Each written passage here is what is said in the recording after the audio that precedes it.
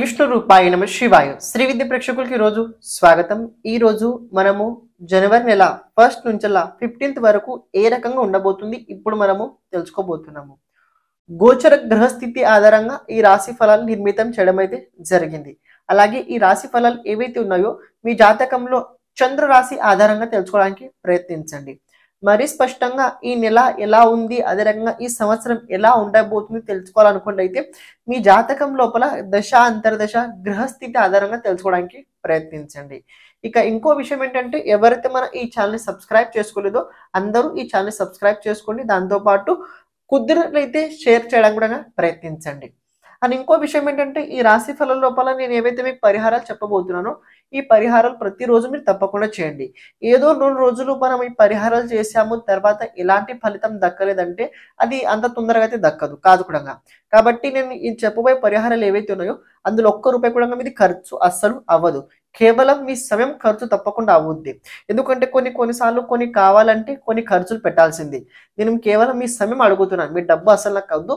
కేవలం మీరు సమయం కేటాయించండి భగవంతుని కోసం, మీ జీవితం తప్పకుండా మారిపోద్ది. ఇక చూసుకున్నట్లయితే ప్రస్తుత గ్రహస్థితి కనుక గమనించండి. మేషరాశిలో దేవుగురు బృహస్పతి ఉండబోతున్నాడు. అలాగే అదే రకంగా కేతు కన్యా రాశిలో ఉండబోతున్నాడు. బుధుడు అదే రకంగా శుక్రుడు వృశ్చిక రాశి లోపల ఉండబోతున్నాడు. మీరు గమనించండి, బుధుడు 7th జనవరి వరకు వృశ్చిక రాశిలో ఉండబోతున్నాడు. దాని తర్వాత మళ్ళీ ధనుసు రాశి లోపల ప్రవేశించబోతున్నాడు. అని రవి అదే రకంగా కుజుడు ధనుసు రాశి లోపల ఉండబోతున్నారు. శనిదేవుడు కుంభరాశిలో ఉండబోతున్నాడు. ఇక రాహు మీన రాశి లోపల అయితే ఉండబోతున్నారు. అన్ని గోచర గ్రహస్థితి ఇంకో విషయం ఏంటంటే గోచరంలో కొన్ని గ్రహ యోగాలు నిర్మితం అయ్యాయి. అందులో ప్రత్యేకంగా ఏంటంటే శనితో పాటు ప్రత్యేకంగా బుధుడు అదే రకంగా శుక్రుని కేంద్ర సంబంధం అయితే ఉండబోతుంది. ఈ బుధుడు శుక్రుని పైన శని సంబంధం ఉండడం వల్ల, దాంతో పాటు రాహు సంబంధం కూడా ఉండడం వల్ల ఎంతో కాస్త శుక్రునికి సంబంధించింది అదే రకంగా బుధునికి సంబంధించిన ఏదైతే వ్యాపారం ఉందో, లైక్ దాట్ మీకు చెప్పాలంటే రాజకీయ క్షేత్రాలు కావచ్చు, సినీ కళాకారులు కావచ్చు, సినీ క్షేత్రం కావచ్చు, ఇలాంటి క్షేత్రాల లోపల రాబోయే రోజుల్లో సమయం అంత అనుకూలంగా అయితే కనిపించట్లేదు. ఏదో చిన్న చిన్న ఘటనలు పెద్ద పెద్ద ఘటనలు కూడా అవుతాయి.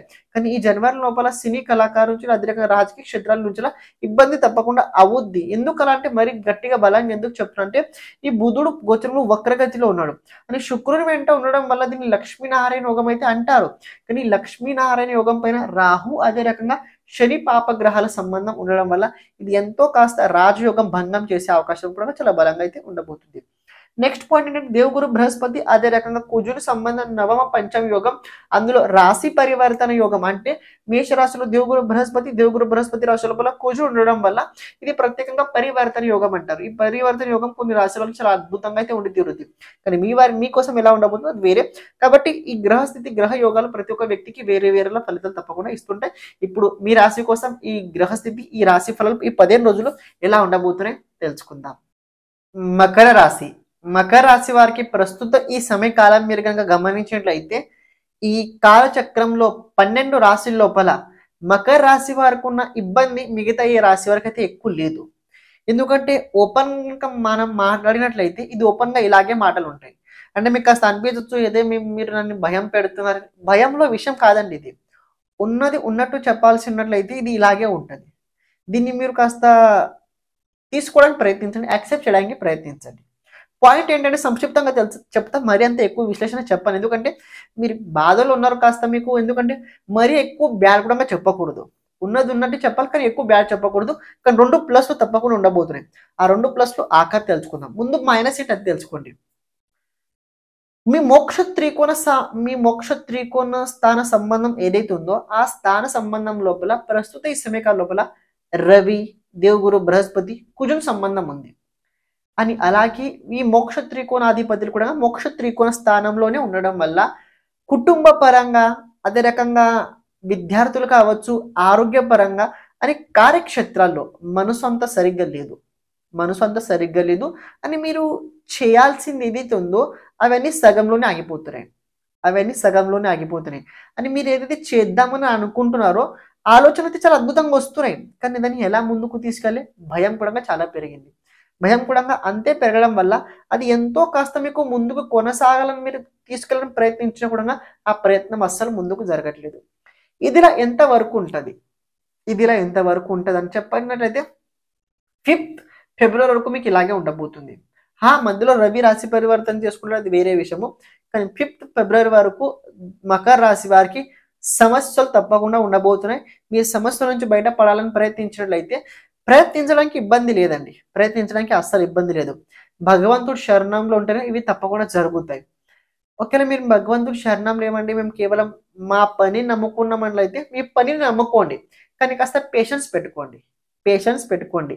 ఇలా గుడ్డు పలగొట్టగానే ఆమ్లెట్ రెడీ అస్సలు అవ్వదు. అని 2 నిమిషాల్లో మ్యాగీ అయితే అస్సలు అవ్వదు వేరే విషయము. కానీ మీరు చేయగానే తొందరగా రిజల్ట్ అస్సలు దక్కదు. పేషెన్స్ చాలా అవసరం మీకు ఈ సమయకాలం లోపల. రాశి నుంచి ధనస్థానంలో శని, రాశి నుంచి ద్వాదశ స్థానంలో రవి అదే రకంగా కూర్చుండడం వల్ల ఒత్తిడి, కోపం, ఆవేశం, ఆందోళన, కంగారు, ఏదో సాధించాలి, ఏదో మునిగిపోతున్న ఇలాంటి విషయాలు ఏవైతే ఉన్నాయో ఇవి మిమ్మల్ని కాస్త మీకు భ్రమించే అవకాశం అయితే ఉండబోతుంది. అండ్ ఇంకో పాయింట్ సిన్సియర్గా కనుక మనం మాట్లాడుకున్నట్లయితే రాబోయే రోజుల్లో మిమ్మల్ని అంటే మిస్యూజ్ చేసే అవకాశం కూడా చాలా ఉంది. మిమ్మల్ని మిస్యూజ్ అంటే ఏ రకంగా అంటే అవతల వాళ్ళ స్వార్థం కోసం మిమ్మల్ని వాడుకునే అవకాశం రాబోయే రోజుల్లో చాలా బలంగా ఉండబోతుంది. కోర్ట్ కేసు, పోలీస్ కేసులు కనుక ముందు నుంచినట్లయితే అది ముందు కొనసాగుతుంటాయి. కానీ దాని లోపల ఖర్చులు పెరుగుతాయి. కానీ ఒక ప్లస్ ఏంటంటే ఎంత ఖర్చులు పెరిగినా ఎంత ఏదైనా తీర్పు ఏదైతే ఉందో అది మీ పక్షాన్ని ఉండబోతుంది.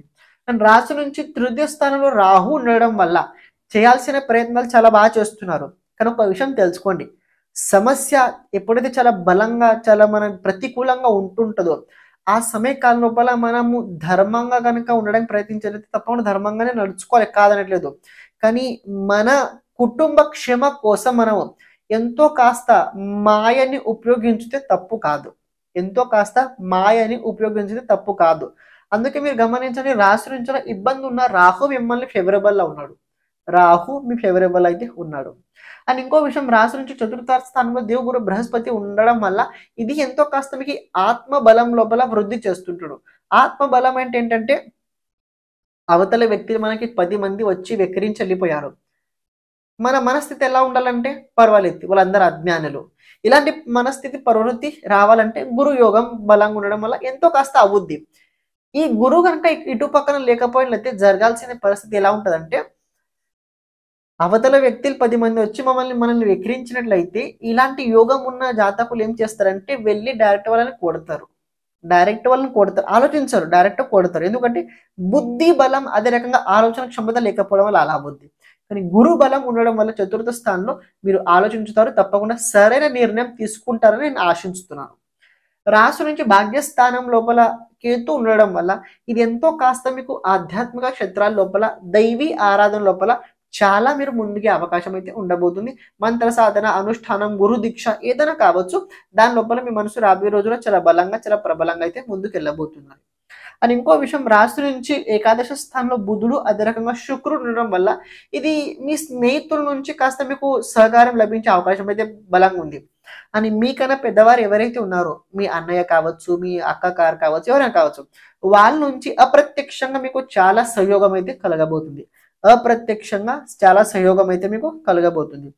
రాశి నుంచి ద్వాదశ స్థానంలో రవి అదే రకంగా కేతు కూర్చుని ఉండడం వల్ల కాస్త నాన్నగారు కావచ్చు, మీ అన్న తమ్ముళ్ళకు కావచ్చు, అంటే మీకన్నా చిన్నవారు ఎవరైతే ఉన్నారో వాళ్ళకి కావచ్చు, ఏదో ఒక చిన్న ఇబ్బంది, చిన్న మనస్సు స్పందన ఇలాంటి రాబోయే రోజులు మకర రాశి వారికి కలుగుతుంటుంటాయి. కాబట్టి నెగటివ్ ఇలా ఈ రకంగా ఉన్నాయి. ప్లస్ ఒకటి ఏంటంటే జ్ఞానం బాగుంది, రెండోది దైవీ అనుగ్రహం చాలా బాగుండి తీరుద్ది. ఎందుకంటే కేతు భాగ్యస్థానంలో ఉండడం వల్ల మీరు ఇంత ప్రయోగం చేసినా ఇంత రిజల్ట్ దక్కుద్ది. భగవంతుని పట్ల చేయండి, నిస్వార్థంగా చేయండి. తప్పకుండా ఈ 15 రోజుల్లో మీరు ఒక పని తప్పకుండా చేయాల్సింది ఏంటంటే, ఒకటి ప్రతిరోజు శివునికి అభిషేకం చేసుకోండి. రెండోది గణపతి స్తోత్రం, సంకష్టనాశకం గణపతి స్తోత్రం ప్రతిరోజు 51 సార్లు చదువుకోవడానికి ప్రయత్నించండి. ఒకవేళ కుదరలేకపోయినైతే 21 సార్లు చదువుకోండి. మూడోది తప్పకుండా ప్రతిరోజు నవగ్రహ స్తోత్రాన్ని చదువుకోండి. ఈ 3 ప్రయోగాలు తప్పకుండా ప్రతిరోజు చేయండి. మనసులో ఏదైతే అజ్ఞాన భయం ఏదైతే ఉందో, ఏదో తెలియని భయం, ఆందోళన ఏదైతే ఉందో అది తప్పకుండా తగ్గి తీరుద్ది. శ్రీమాత.